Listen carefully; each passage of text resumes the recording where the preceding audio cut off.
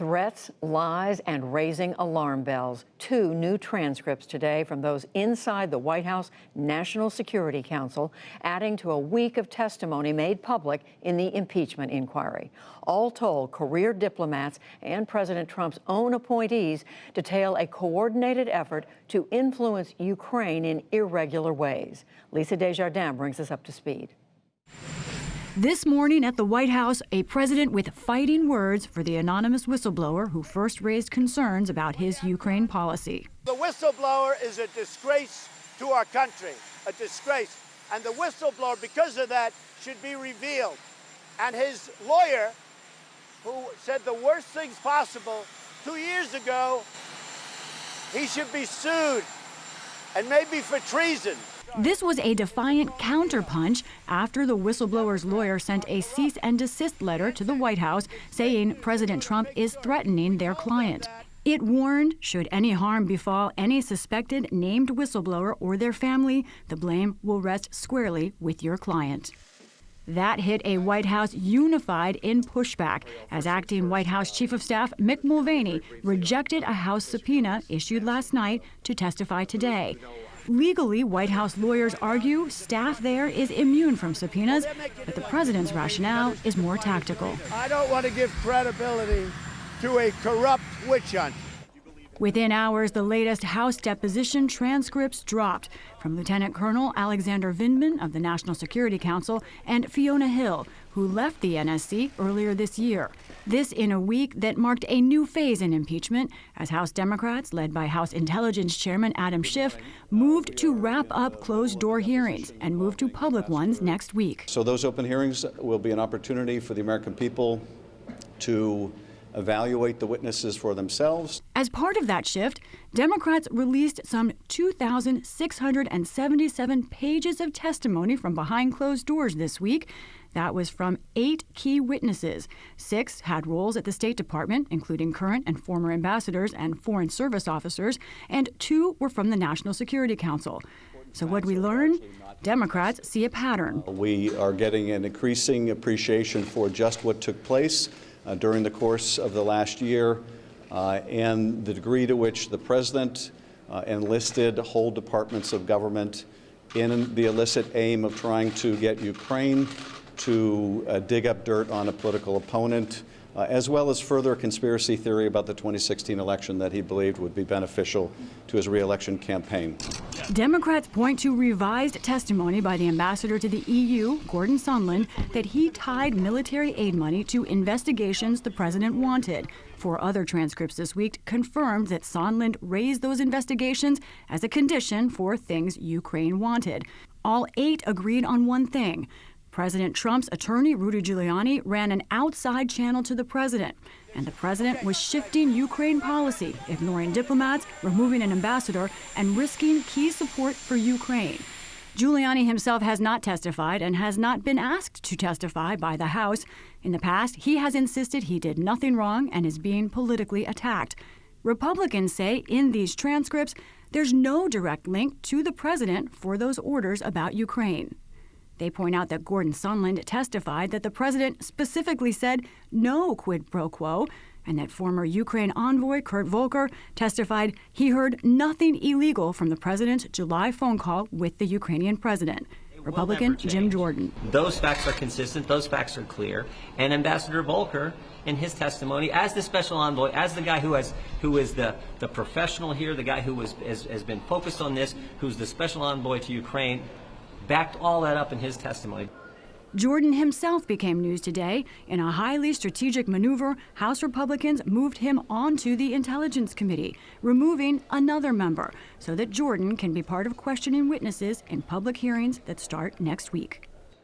And Lisa joins me now, along with our Chief Foreign Affairs Correspondent, Nick Schifrin. Hello to both of you. Hello. A lot of reading today.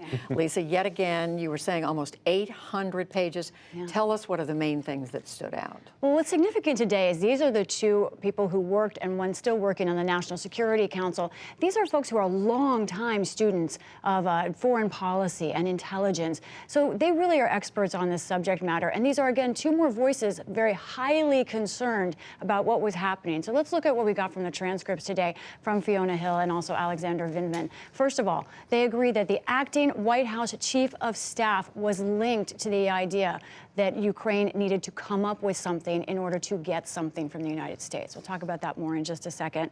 And then also it speaks to Giuliani's motivations. Why was he pushing so hard in Ukraine to oust an ambassador and also to sort of derail normal process there for the United States? And then finally, they both talked about what they saw as a very significant risk to the United States national security because it would be signaling that it is no longer as strong of a supporter for Ukraine. They were very concerned.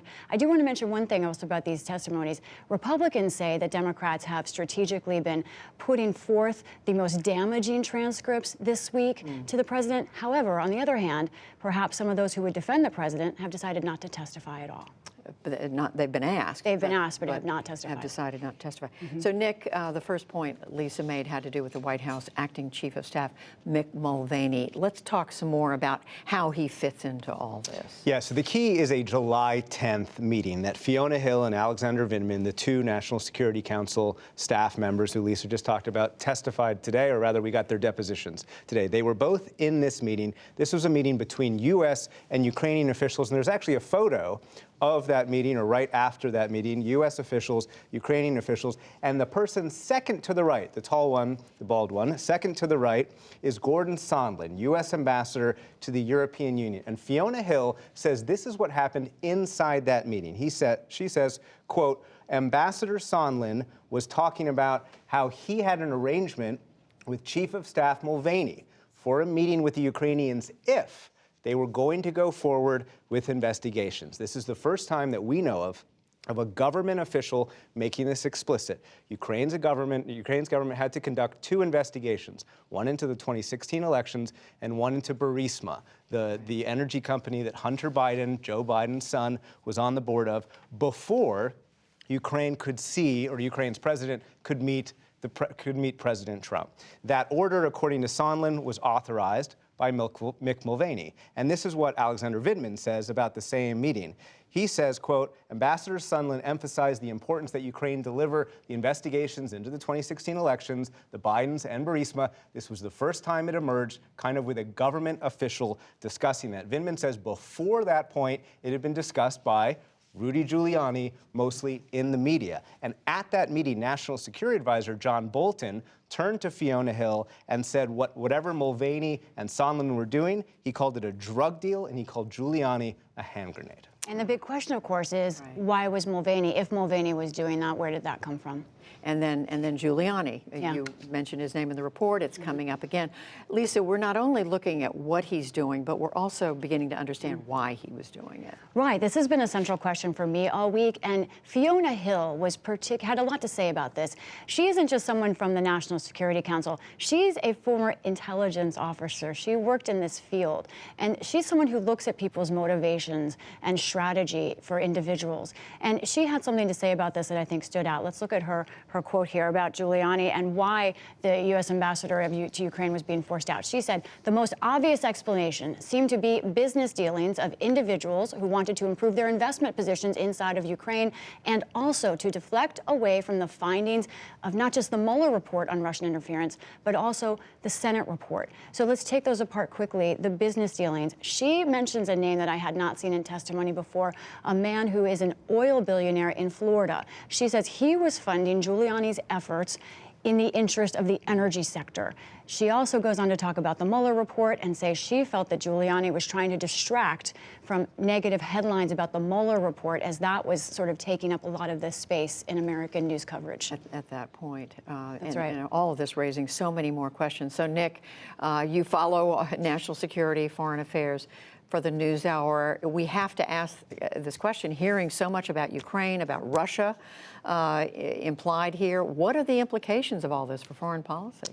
We heard from Hill, we heard from Vindman, we heard from all of those people who Lisa's piece laid out this week, a unanimity that the official policy, that President Trump's, by the way, official policy toward Ukraine was helping Ukraine in terms of economic, military, and diplomatic assistance, and that was important to U.S. national security and an important deterrence to Russia. And the irregular policy, which we read today, led by Gordon Sondland, led by Rudy Giuliani, was detrimental to U.S. national security and helpful to Russia. Fiona Hill called the investigations that Giuliani was advocating, including about the 2016 election, she called them conspiracy theories, and focusing on them meant the U.S. was less prepared to prevent 2020 meddling. And here's what Alexander Vindman said. He said, I realize that if Ukraine pursued an investigation into the Bidens and Burisma, it would be interpreted as a partisan play, which undoubtedly would result in Ukraine losing the bipartisan support it has thus far maintained,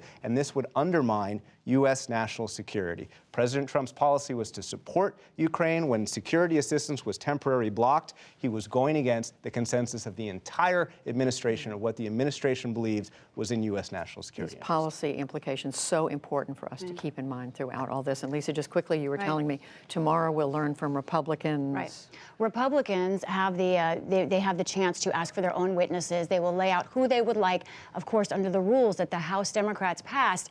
Democrats must, some of them at least, agree for those witnesses to be called. I know that Republicans are going to say they want to call the anonymous whistleblower. I would be surprised if any Democrat agrees to that. So we're laying the groundwork for some potential conflict early on. We'll see who Republicans want to talk to All that in the next day. With the public hearings that start correct. next Wednesday. Lisa Desjardins, Nick Schifrin, thank you both. Thank you. You're welcome. And next week, the PBS NewsHour will begin special live coverage of the House impeachment hearings, and that is on Wednesday, November 13th at 10 a.m. Eastern. Check your local listings. All of our coverage will also stream live on our website and on YouTube, on Facebook and Twitter.